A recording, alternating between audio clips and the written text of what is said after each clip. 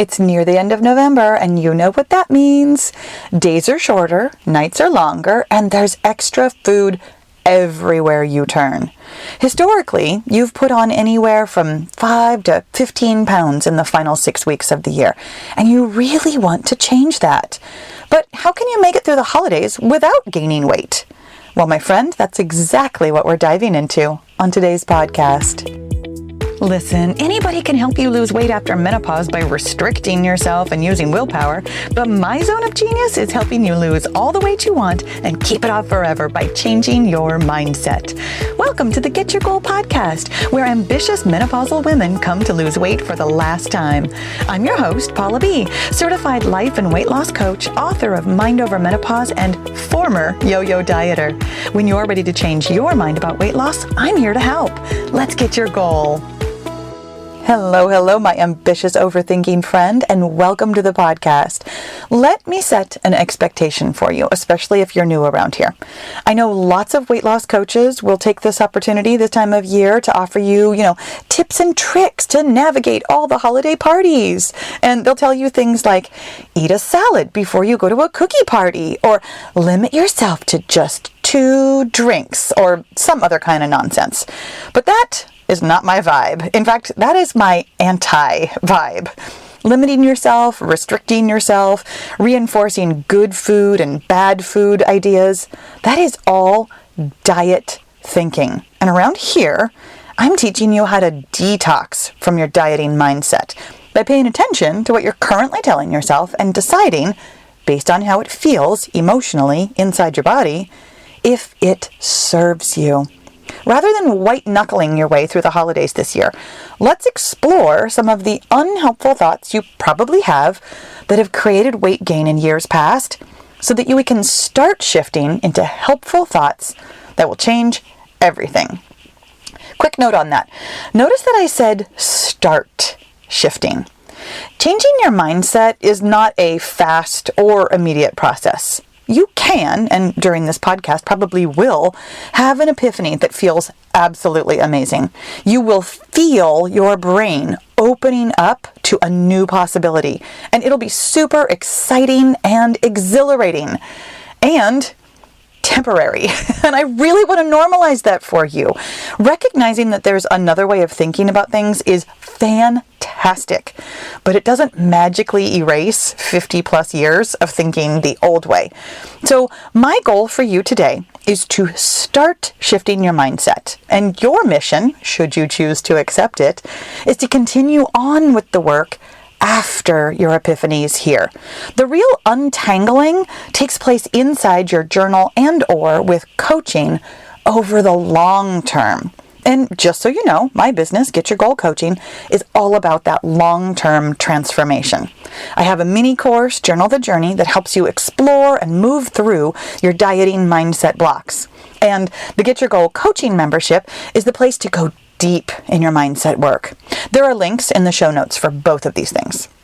So let's get into the first layer here so you can start shifting your mindset and make this year the best and most easeful holiday season yet. Here are the top 3 things you're likely thinking that have you gaining weight during the holidays, and the mindset shifts you can start making right now. Thought number 1 is that you don't have any control over what you eat when you go to other people's houses. Notice that you're nodding your head, ready to agree with that thought. And I get it. It sounds so true. But let's put a little crowbar in there and start shifting your mindset. The reason this sounds so true is because it's possibly partially true. You more than likely don't have control over what is being served, unless you're going to a potluck or a cookie exchange or whatever when you bring your own thing.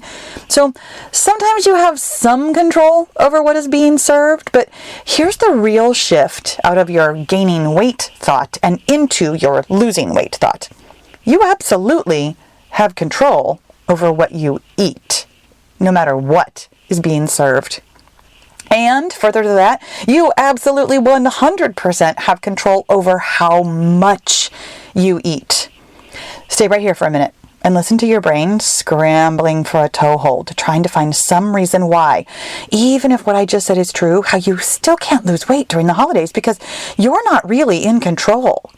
This is what I was talking about with how fully changing your mindset is more of a long-term project that takes place with journaling or coaching. What we're doing here is just cracking the door open for possibility. It's possible that the thought, I don't have any control over what I eat at other people's houses, isn't completely true. It's possible that you have more control than you've given yourself credit for. It's possible that you can eat anywhere, at any time, or anything without gaining weight.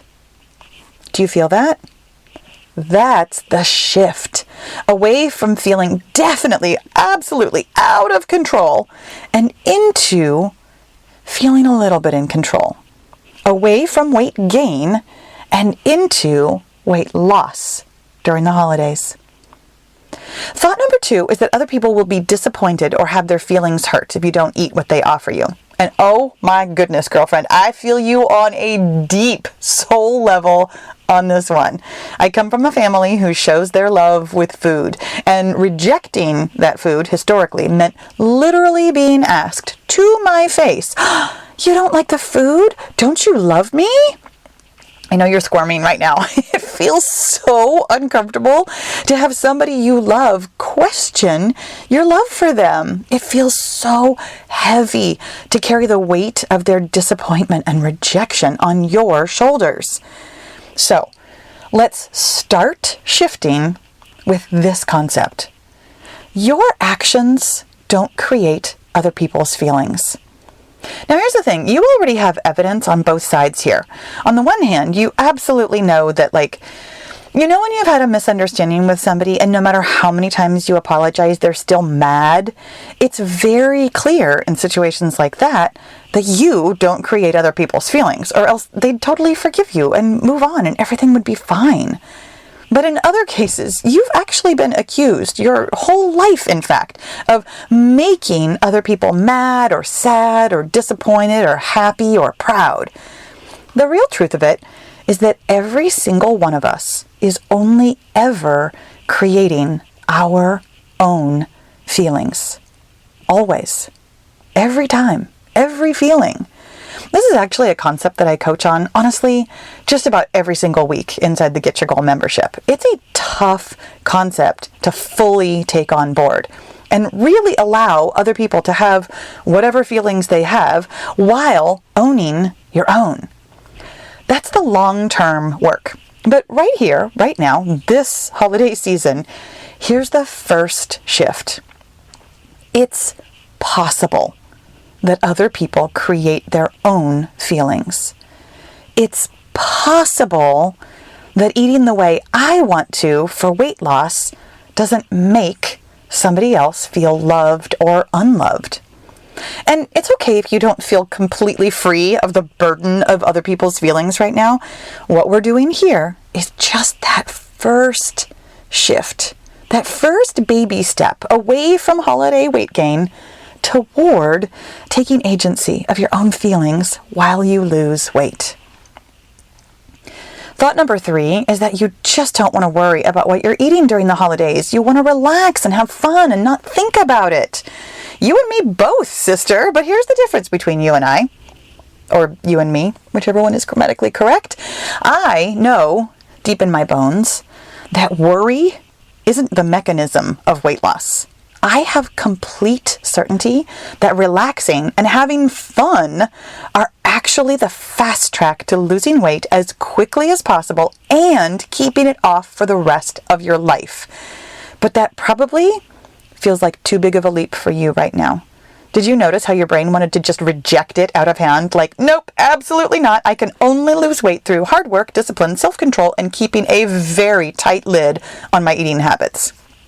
And then your brain started showing you all the evidence, all of the many times in the past that you let go of control and instantly gained weight. All of the times that you relaxed your standards and let your hair down and boom, 20 pounds in the blink of an eye. Every year, every holiday season, every single time. So, let's slow down and observe all of that just for a second, because it illustrates what I've been telling you about changing your mindset. This is a step-by-step process. When you try to take too big of a leap, all the way from I have to work hard and restrict myself to lose weight to I can relax and have fun to lose weight, you honestly just end up going nowhere. It's just a big argument in your brain. So rather than trying to completely change your mind all at once, let me show you one of my absolute favorite techniques for shifting my own mindset. I call it the gentle what if question. What if it could be possible to lose weight during the holidays and have fun? Do you hear how soft that is? Like, what if there's the possibility of a possibility? It's not even really a baby step. It's like a baby tiptoe, because that's enough. Did you feel the shift?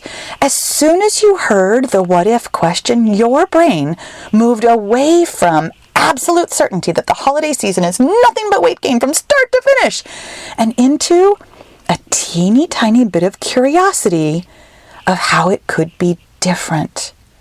What if questions are magic, y'all. I use them all the time with my coaching clients and inside my own journaling, inside my own brain.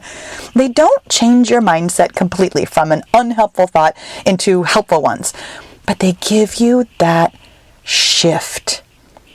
This is how to make it through the holidays without gaining weight. One small mindset shift at a time. The thing is, they all add up. And before you know it, holidays don't feel hard. Losing weight doesn't feel hard. Changing your habits, changing your mind, even changing your life, none of them feel hard when you start by giving yourself a little shift. Thank you so much for listening today, my friend. I'll talk to you again soon.